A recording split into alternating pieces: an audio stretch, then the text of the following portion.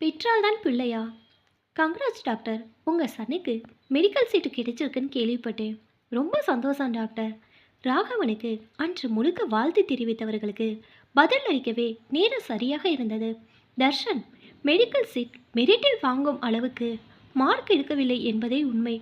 Doctor ராகவனுக்கு அவனை medical லைனில் திணிக்க விருப்பமில்லை.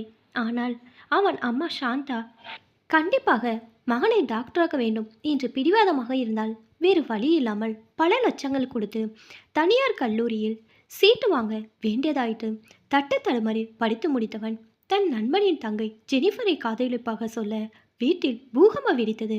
Jennifer software engineer. சாந்தா நொந்து போனாள். வேறு மதத்து பொண்ணு நம்ம குடும்பத்துக்கு சரிப்படாதுப்பா. உனக்கு நிரஞ்சனாவை பார்த்து வைத்திருக்கிறேன். அவள் தான் உனக்கு தெரியுமே, என் ஃப்ரெண்டோட பொண்ணு. அவளும் டாக்டர். உனக்கு பொருத்தமாக இருப்பா. அப்போ பிளான் பண்ணி தான் என்ன மெடிசின் படிக்க வச்சியா? பிளானெல்லாம் ஒன்றும் இல்லைப்பா. நீங்கள் 2 பேரும் கல்யாணம் பண்ணிக்கிட்டா உங்கள் லைஃப் நல்லா இருக்கும். அப்பாவோட நர்சிங் ஹோமையும் பின்னாடி நீங்கள் 2 பேரும் பொறுப்பெடுத்துக்கலாம். ஓ சூப்பர்மா. நீ நினச்சபடி வாழ என்னால் முடியாது. எனக்கு ஜெனிஃபர் தான் பிடிச்சிருக்கு. அவள் தான் என் லைஃப். உங்களுக்கு மகன் வேணும்னா இதை ஏற்றுக்கங்க. எவ்வளோ போராடியும் மகன் மனதை மாற்ற சாந்தாவால் முடியவில்லை.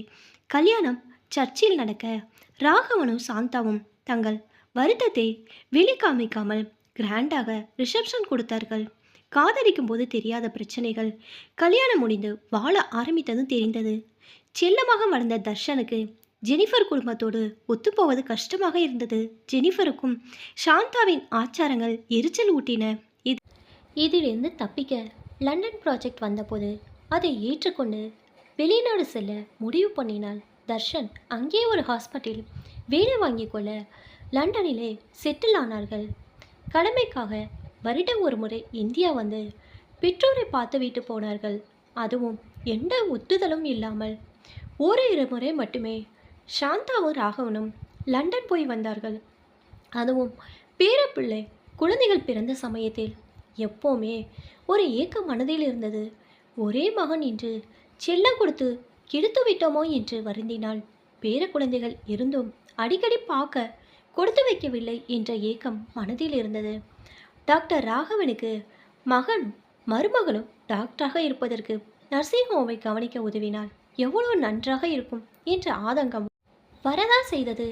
கால உருண்டோட தர்ஷன் லண்டனில் செட்டிலாகி கிட்டத்தட்ட 15 வருடங்களுக்கு மேலாகிவிட்டது.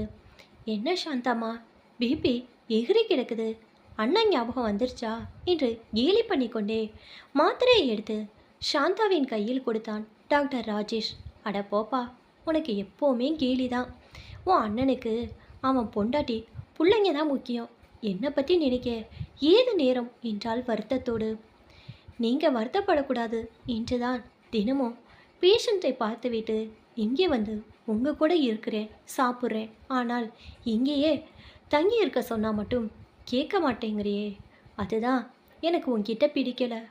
அம்மாவும் பிள்ளையும் என்ன சண்டை போட்டுக்கிட்டு இருக்கீங்க? உனக்கு என்ன சாந்தா பிடிக்கலை என்று கேட்டபடியே உள்ளே வந்தார் டாக்டர் ராகவன். நீங்களே சொல்லுங்க ராஜேஷ், நம்ம கூட தங்குன்னு சொன்னால் கேட்க மாட்டேங்கிறான். ஏப்பா, அம்மா தான் ஆசைப்படுறாள், எங்கள் கூட தங்கிட்டேன். வழக்கம் போல ராஜேஷ் சிரித்து கொண்டே தலையாட்டினான். சரி சரி, சாப்பிட வாங்க. ராஜேஷ்க்கு பிடிக்கணும் மஷ்ரூம் பிரியாணி பண்ணியிருக்கிறேன், அப்படியே பால்கோவா கிளறி இருக்கிறேன். அம்மா, நீங்கள் ஏன் கஷ்டப்படுறீங்க? சொன்னால் கேட்க மாட்டிங்களா? அட விடுப்பா, அவளுக்கு அவள் கையால் செய்கிறது ஒரு திருப்தி. இப்படி தான் தர்ஷன் இருக்கும்போது என்று சொல்ல ஆரம்பித்தவர் பேச்சை நிறுத்தினார். ஒரு சங்கடமான மௌனம் நிலவியது. அம்மா, மாங்காடு போகணும்னு சொன்னீங்களே, இந்த சண்டை போகலாமா? அப்பாவை விட்டுட்டு போயிடுவோம். அவர் கோயிலுக்கு சரிப்பட மாட்டார். நாம் போனாதான் நிதானமாக சாமி கும்பிட்டு வரலாம். வந்து வேணுண்டா அப்பாவை கூட்டிகிட்டு வெளியில் சாப்பிட போகலாம். நல்ல ஐடியா ராஜேஷ்.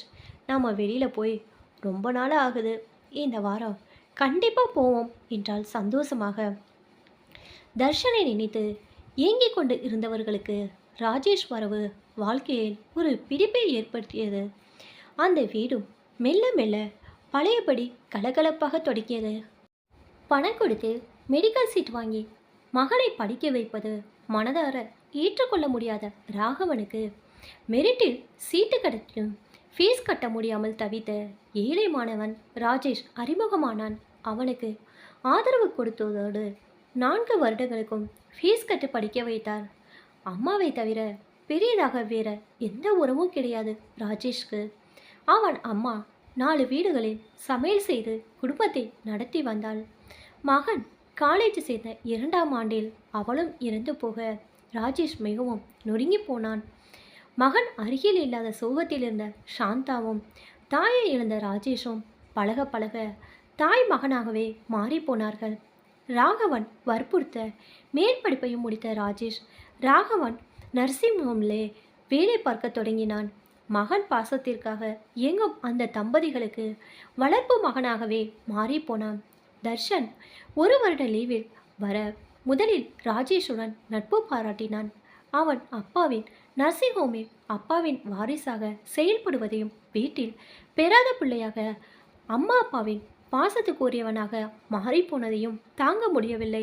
அதனால் ஆத்திரமடைந்தவன் அந்த ஆத்திரம் மொத்தத்தையும் ராஜேஷ் மேல் கொட்டி தீர்த்தான். அவனை வார்த்தைகளால் காயப்படுத்தினான்.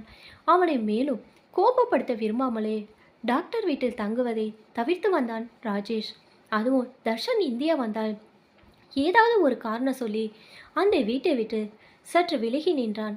ஒரு நாள் ராஜேஷ் நர்சிங் ஹோமில் பேஷண்ட்டை பார்த்து கொண்டிருந்த சாந்தா வீட்டில் வேலை பார்க்கும் பார்வதி அவசரமாக ஓடி வந்தா. ஐயா ஐயா, அம்மா நெஞ்சு வலியால் துடிக்கிறாங்க, சீக்கிரமா வாங்க என்றால் பதற்றத்தோடு. பதறிய ராஜேஷ் வீட்டுக்கு ஓடினான். சாந்தாவை உடனே நர்சிங் ஹோம் அழைத்து வந்து அட்மிட் பண்ணிய பிறகு அப்பாவிற்கு விஷயத்தை சொன்னான். எல்லா டெஸ்ட்டும் எடுத்து பார்த்தான். சாந்தாவுக்கு ஆஞ்சியோ பண்ணி பார்த்து தேவைப்பட்டால் பைபாஸ் சர்ஜரி பண்ணுவது என்று முடிவு பண்ணினார்கள். சாந்தா ட்ரீட்மெண்ட்டுக்கு ஒத்துழைக்க மறுத்தாள்.